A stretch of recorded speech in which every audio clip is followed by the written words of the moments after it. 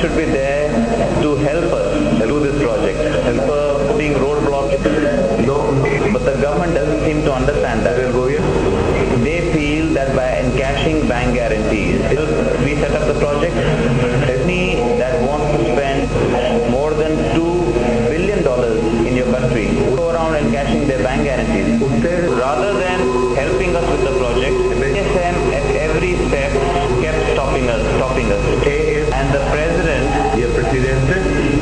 did not meet us and did not hear our side of the story. ¿No gustaría que la situación cambiara y si así fuera, Jindal reemprendería con entusiasmo el trabajo en Bolivia? Seguro, of course. If they listen to us, and if they support us, this project happens for Bolivia. If this project is done well, we have a complete plan